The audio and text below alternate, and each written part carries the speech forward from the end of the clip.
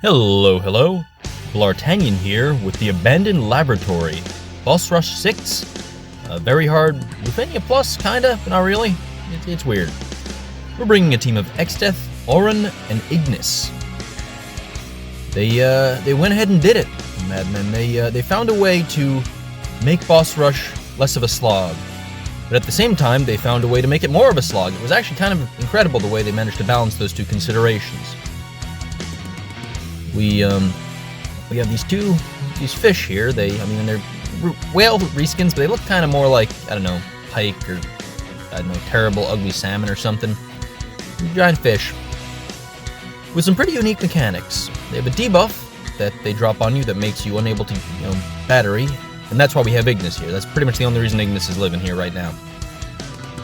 And after 80%, as you probably figured out, they turn warp after every action you take, which is clever, a creative way to emphasize the enemy phase nature of Boss Rush. But goddamn, is it tedious! So we're gonna be slogging through this as best we can. We have Oren for counters. This is kind of his event that's gonna showcase him. And we have Exdeath, who is just superb in situations like this. Oh yeah, before I forget, be sure to hit that like button, hit the subscribe button if you haven't already. Only like 10% of my viewers actually hit the like button, and I'm trying to drive those engagement numbers up, see if we can't hit 500 subs by the end of the year, so appreciate any love you can throw my way. We're going into the best burst phase of all time right now with Exdeath. We're actually using the AA during it, because I didn't want them to take a turn just on the AA. And, but I wanted that bonus attack, because we're going to be taking advantage of that. 84,000 apiece, and that's going to be going up on Exdeath's next turn, once it finally arrives. Gonna take a little while before that's the case, sadly.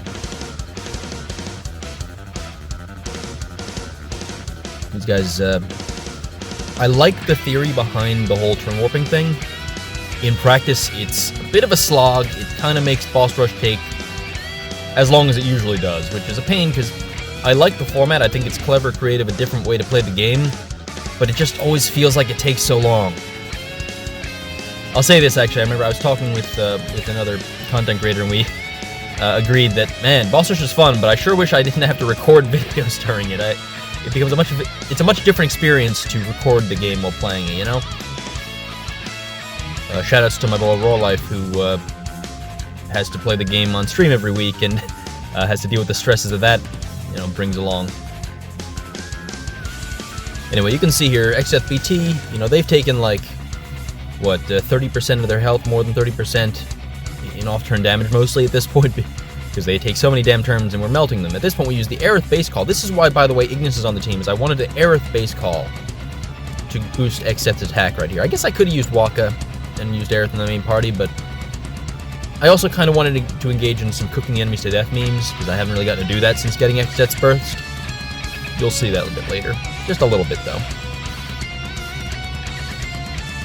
Probably not the most efficient team. I think, Core probably would have been a good addition here. I probably could have just ignored the debuff and just gotten along with my life. It's only one turn.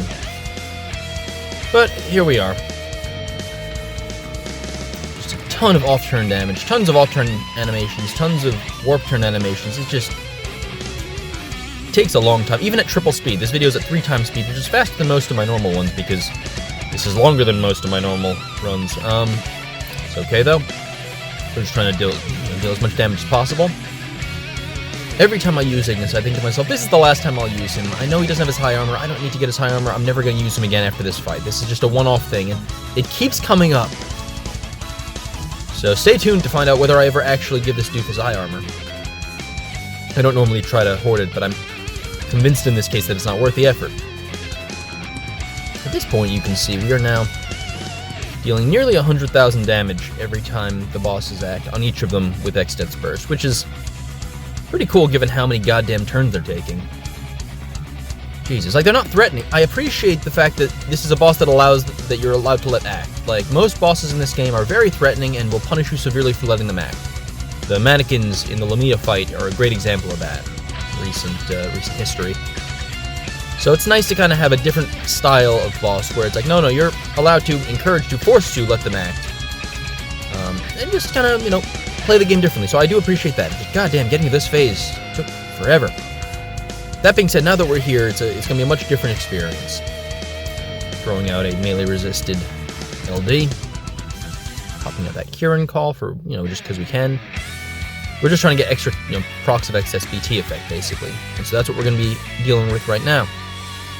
He's going to have Ignis kind of do Ignis things. Bring in Auron using his EX. Bring in the Garland. Like I said, I'm just trying to get as many pops of that excess BT effect before it goes away as I can, because it's decent free damage on top of my other actions. Also because I just really enjoy the noise it makes and enjoy everything about it, and X-Death's so cool. Anyway, that's enough of X-Death. On to... Oh, I forgot to do the damn laugh. Whatever.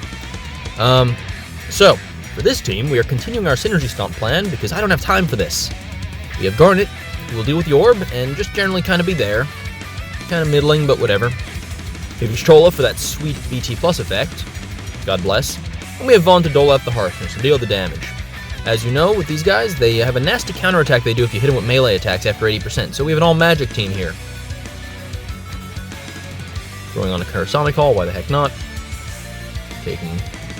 Got it 3 Garnet turns in a row, that's high. Why does she have high turn rate? Ugh. And Vaughn's ramping up. I know I was hearing some folks saying, Vaughn's okay in boss rush. He has to ramp up, which sucks, but it's like... Okay, so he has to spend 2 actions doing suboptimal stuff. Like... Y'shtola had to used an EX use, by the time he's ramped up after, 2 actions, he's dealing 800 to a million damage a turn, 800,000 to a million damage, numbers.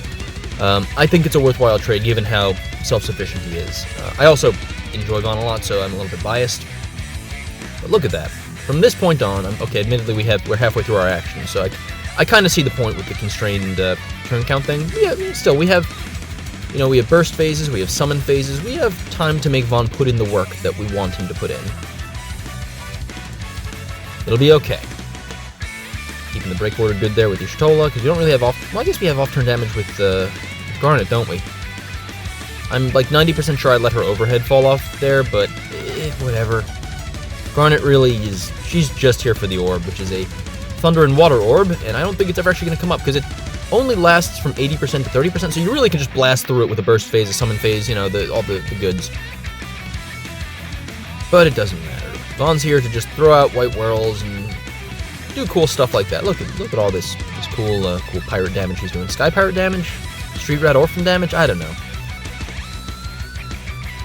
Point being, decent burst phase. 5 million damage. We'll take that. We will gladly take that. This isn't the most efficient run. Not a 2-team run on no synergy run. Nothing fancy. We're just trying to get through the damn thing because it takes a while, and we got business to take care of right now. Okay. So okay, this should be the last of it. Okay. All right. We are on to the final wave. The 9 robots, ESP dolls. You guys are jerks. I mean, the minions are kind of whatever. They're kind of threatening. The real problem is that B recast can be really nasty. It warps them, it does damage, and just mean, nasty, ugly things. So we don't have to deal with that, and we're not going to, because now that it's charged up, we can go ahead and take one more action and tag in the last team we're using here. Whatever. All right, Garnet, you're out of here. On to the last of the teams. We are bringing Bartz, Zidane, and Twins.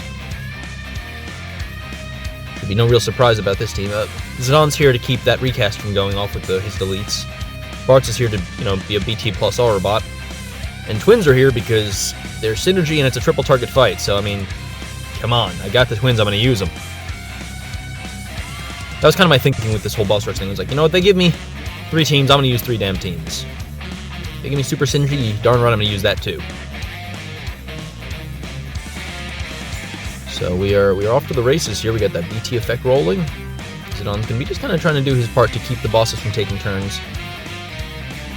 It's a little sad because every turn Zidane takes is a turn the Twins aren't taking, which is technically suboptimal. It's still like, 200,000 to 300,000 damage minimum, but like compare that to what we just saw there. That was like, what, nearly 20?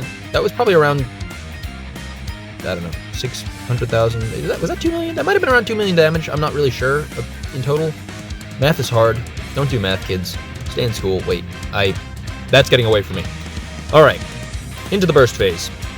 We have the Ketshi call. We got the Bart's triple stack BT effect. We have Zidane standing there looking cool. We queued up an LD attack so we can use a regular plus skill instead of an EX during the thing. The EX does less damage because it has one less jump on it, so that's why we wanted to queue up the free LD skill there. And we're just trying to burst these guys down as hard as possible. There we go, another 5 million damage burst phase. We are doing just fine here. Using an LD because we can afford to, just to get B off of us. More Zidane damage, And oh man, okay, Mega Flare again, because why the hell not, this is where we are in life. I'm just dealing probably like, yeah, there's a good like 3 million something damage, like that's the kind of good shit we paid to see. Alright, just Zidane doing more Zidane stuff, nothing really to report here. Want to get that splash damage, so I'll use skill 2, don't know if that was the way to go. Let's see if we can't. We probably can't kill him in summon, but we don't really need to either. We still have 9 actions to go, and these guys are almost gone. Holy crap, that was a lot of damage. Twins, pretty good. Pretty good units, those twins. 3 target fights, pretty good times. Dropping out Zidane, and with that, here we go. Finishing with the finisher, I like that. Well, there we go. Boss Rush 6. Cleared 3 teams all synergy, because why the hell not? I hope you enjoyed, and I will see you in the next video. Thank you for watching. Adios.